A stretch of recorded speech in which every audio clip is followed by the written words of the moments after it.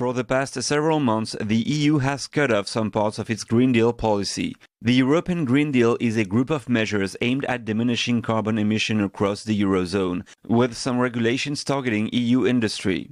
In April, the European Commission adopted a law designed to ease burdens on companies by reducing sustainability reporting and supply chain due diligence requirements.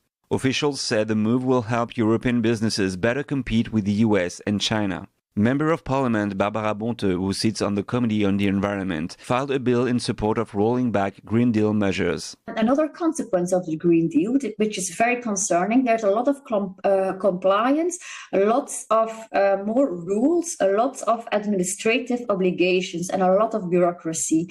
And bureaucracy is killing our economy and our wealth.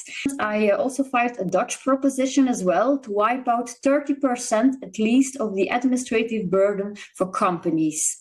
And different members of political groups supported our proposition. So I think things are changing there.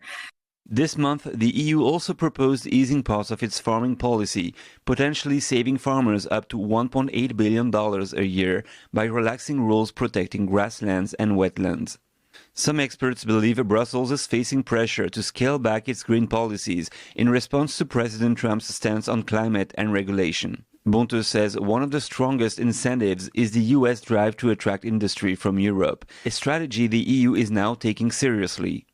So a major concern is the localization from our talent to, for example, the United States, because the United States is a better place for startups, for talent.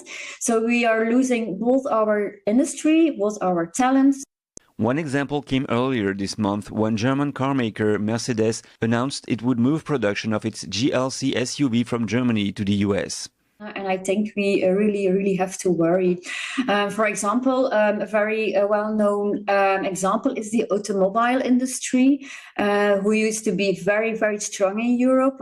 We all know the famous brands from Europe, like BMW, like Volkswagen, like Audi. But they announced, it is Volkswagen that announced they will close two factories, or some factories, and that has never happened before. So that's a whole new thing.